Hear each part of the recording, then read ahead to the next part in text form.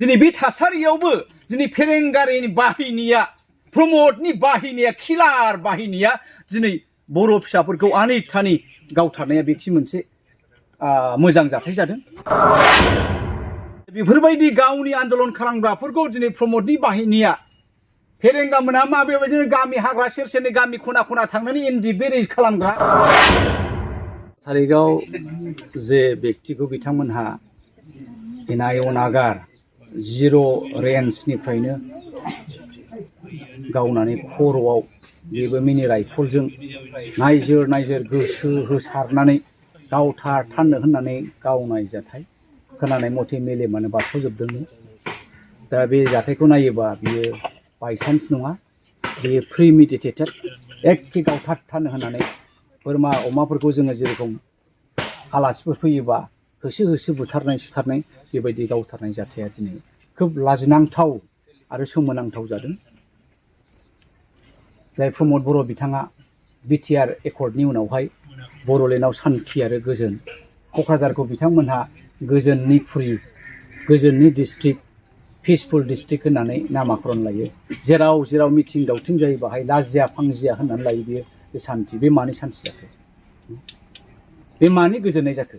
जाय बे मिरौ जिरौ बेक्तिफोरखौ बे ओनसोलनि बेक्तियानो मेक्सिमाम आन्दलन प्रमदनि आन्दलनाव नेशनेल हाइवे ब्लकेट खालामबा बिथांमोनानो दोबै दोबै बुजिया सोमजिया बिथांमोना थांनानै न' बड'लेण्ड न' रेस्ट, जोंनो नांगौ आलादा रायजो मोनाबा जों जिराया, जों गोजोना होनग्रा।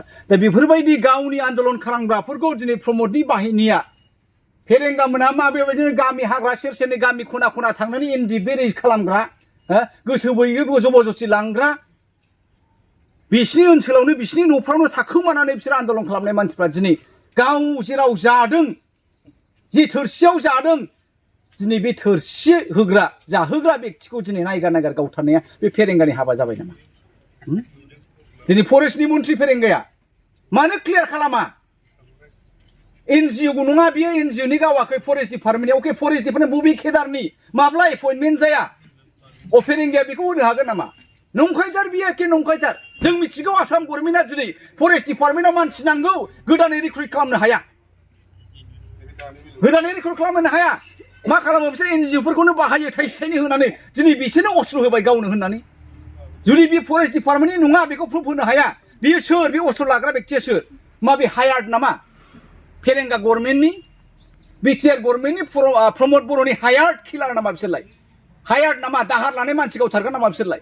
ना उग्रपन्थी फिनानै दोनदों? उग्रपन्थी फिदों नामा अस्त्र ट्रेनिं होनाय? दा बेसेबां दुखुनांथाव। दिनै बे नानियानै उन्दै उन्दै हिनजावसा दङ। बे गथ' सानैखौ सोर नायगोन? बिनि बिसिखौ सोर खांगोन, सोर फिगोन? मैया दाखालिसो रनिकाटायाव जोङो नुबाय सासे बेक्तिया गरिब नेहाद बेक्तिखाय माजों जाहोनो दंब्ला गानहो जोमहोनो जि गैया, गानहोनो जोमहोनो जि दङब्ला लेखा स्कुलाव फरायनो लेखा माबा बेबस्था खालामनो हाया, स्कुलाव थांहोनो हाया, दिखा नांनानै गावनि गथ'खौ फानबाय। दिनै बे थासारियावबो दिनै फेरेंगारिनि बाहिनिया, प्रमदनि बाहिनिया, किलार बाहिनिया दिनै बर' फिसाफोरखौ आनै थानै गावथारनाया बेखि मोनसे मोजां जाथाय जादों। दा आं खोब दुखु मोनदों। जोङो कंग्रेसनिफ्राय मोनसे बे न'खरनि जानानै, बे फेमिलि जानानै जोंनि बिखा गावनाय कन्डलेन्सखौ जोङो जासिदों। जोंहा जेबो राव गैया, दिनै जेबो आवाज गैया। आसाल' खालामदों आनान गसाइ बिनान गसाइ, जायहा जोंखौ सोरजिदों बे सोरजिगिरि इसोरा बे न'खरखौ नायथों। जाय बिथाङा थैनानै थांबाय बिनि फिसा सानैया मोजां सोलोंथाइ मोनथोंसै, भबिष्यतआव मोजां मानसि जाथों। जाय बिथाङा थैनानै थांबाय बिनि बिसिया मोजां आइजो जानानै, आदर्श आइजो जानानै गावनि बिसायनि सन्मानखौ लाखिनानै, बिहाव बिखुनजो बाय बाहागि आरो गामिनि ओनसोलनि सन्मानखौ लाखिनानै मोजाङै रायजो जानो हागोन होननानै आं इसोरनि आर'ज खालामबाय। आं बेखिनिल' बुंनो हायो।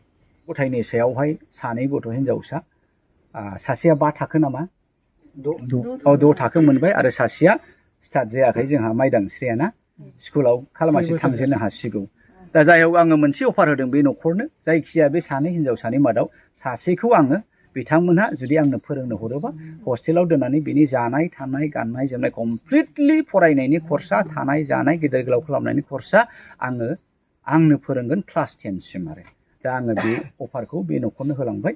दा बियो बिथांमोननिसो बे अफारखौ आजावो आजावा खिन्थु आंनि थोरोबनिफ्राय बे कंग्रेसनि नङा बेक्तिगत गर्जन मोसाहारिनिफ्राय बे अफारा सानै हिनजावसानि मादाव आं सासेखौ क्लास 10 जाजाबसिम फोरोंगोन गाननाय जोमनाय कमप्लिटलि दायथ' आंनाव थागोन आंहानो गावनिनो स्कुल दंखायो बे स्कुलनि JKSS बेजाले मिसन स्कुलनि आं गोरायुं आङो बे स्कुलावनो फोरोंगोन आरो आंनि हस्टेलावनो आङो दोनगोन बबेयाव दंसै बियो जियागुरियाव क'क्राझारनिफ्राय 9 किल'मिटार गोजान बारा गोजान नङा लामा सेरावनो